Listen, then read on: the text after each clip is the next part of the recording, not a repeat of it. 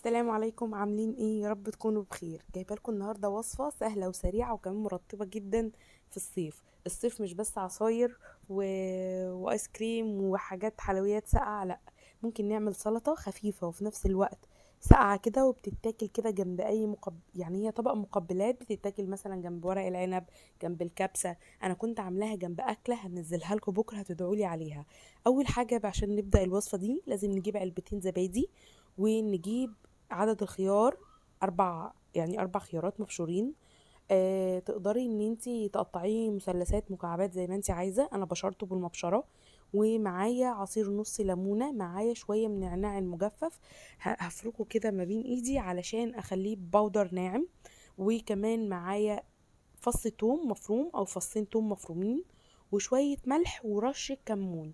مفيش حاجة اكتر من كده. يبقى معايا نعناع مجفف، معايا خيار مبشور، زبادي، شوية ملح وكمون وفصين توم مبشورين. بحط بقى كل ده على بعضه، وهقوم جايبه نص عصير الليمون ده عصراه عليها، وهقلبه بقى كده، وطلع احلى سلطة زبادي بالخيار. وتقدري ان انتي تحتفظي بيها لمدة يومين في التلاجة، ما بيحصلهاش اي حاجة خالص، وبتتاكل ساقعة. وطعم النعناع كده والثوم بيبان اكتر كمان لما بيبات. لكن غطيها كويس علشان ما تلقطش اي طعم من التلاجة.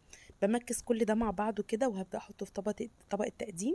زي ما قلت لك، عايزه الخيار مبشور او عايزاه متقطع مكعبات، دي حاجه ترجع لك.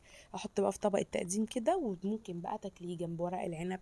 هو دايما كله بيعمله جنب ورق العنب، بس انا عايزه اقول لكم ان انا عملته جنب المقلوبه.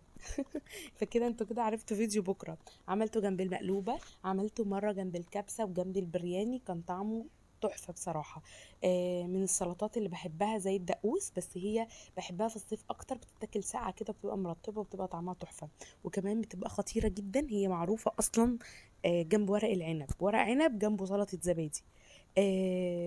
اتمنى الفيديو النهارده يكون خفيف على قلبكم ويكون سهل، ويكون كده فعلا حاجة مختلفة. جربوا المقبلات او السلطات دي، بتفرق جدا في الطعم. دي ممكن تاكلها جنب ورق العنب، جنب البرياني، جنب الكبسة. دمتم بألف خير. كنت معاكم الشيف بشيحة، متنسونيش في